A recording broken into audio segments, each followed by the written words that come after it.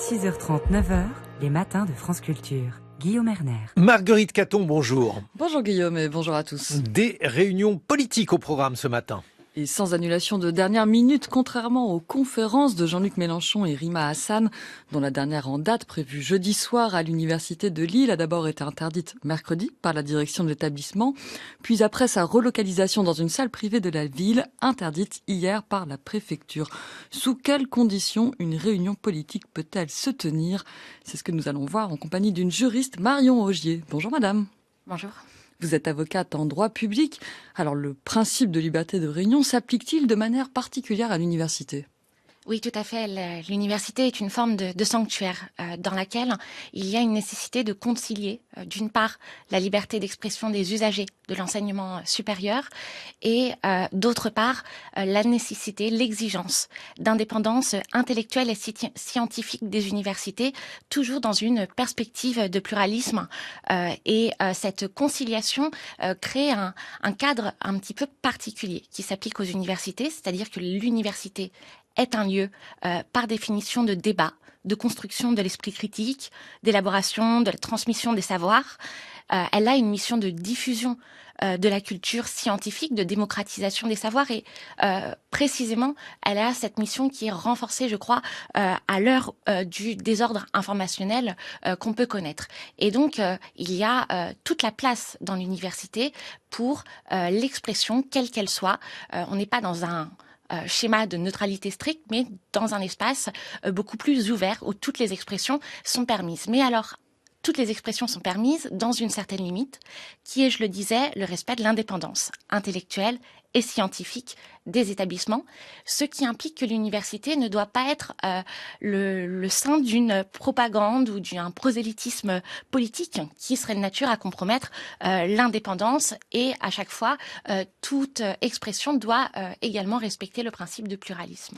Et donc la question est notamment de savoir dans quelle mesure les conférences de Jean-Luc Mélenchon et Rima Hassan étaient de nature politique ou non. Il y a quand même les deux principaux intervenants sont candidats aux élections européennes. Oui, mais c'est un peu plus subtil que ça en réalité. Il y a lieu de faire une distinction entre les réunions qui portent sur des sujets civiques, sociétaux et qui ont pour objet d'informer donc et de débattre sur un en sujet Palestine, d'actualité, par exemple. Le sujet. Voilà.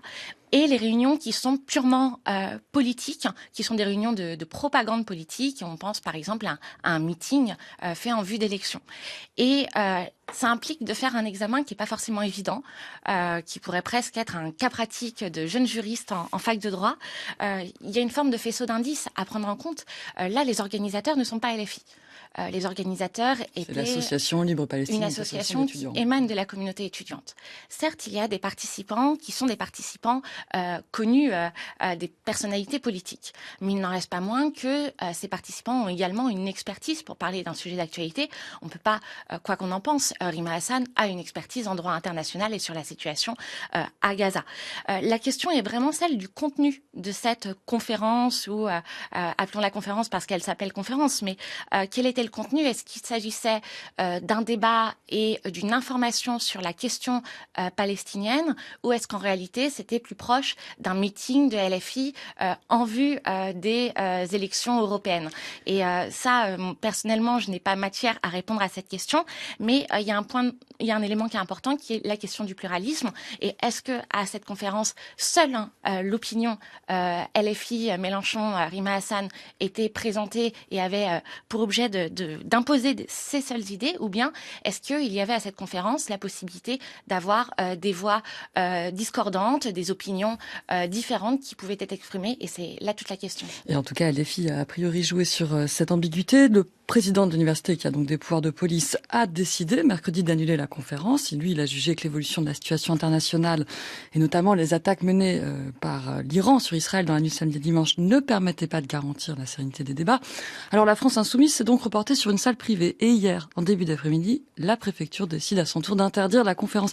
Comment le préfet justifie-t-il juridiquement de cette interdiction, Marion Augier ?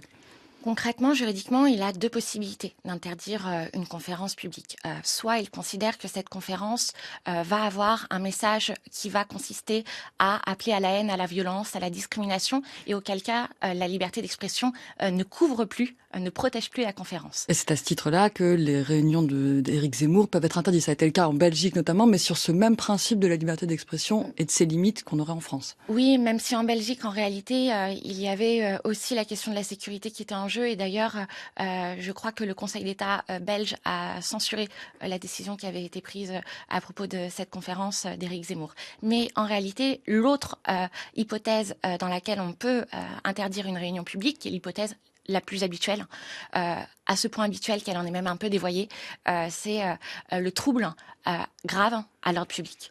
Et c'est ce moyen qui est en l'occurrence visé par le préfet et qui est généralement d'ailleurs visé par l'ensemble des préfets ou des maires pour interdire des conférences publiques. Mais est-ce que ce n'est pas à l'État normalement d'assurer l'ordre public pour permettre aux réunions de se tenir ? Alors, quand on parle de troubles graves à l'ordre public qui peut justifier une telle interdiction, il faut avoir en tête que d'abord, la réunion publique est une liberté qui est protégée, qui est une liberté fondamentale, pour laquelle les États ont une obligation positive, c'est-à-dire l'obligation de prendre toutes les mesures en leur possession pour permettre la bonne tenue de la réunion publique. Ça implique que lorsqu'il y a un risque de trouble, il faut que ce risque soit élevé, soit sérieux. Le seul fait qu'il y ait un trouble qui soit purement hypothétique ne suffit pas à considérer que il y a matière à interdire une réunion publique. Et lorsque ce premier étage, à savoir la démonstration d'un risque imminent, suffisamment sérieux pour l'ordre public, un risque suffisamment grave, est caractérisé, il y a ce deuxième étage qui est la deuxième démonstration que doit faire la préfecture et qui est de montrer que ce risque n'est pas susceptible d'être neutralisé.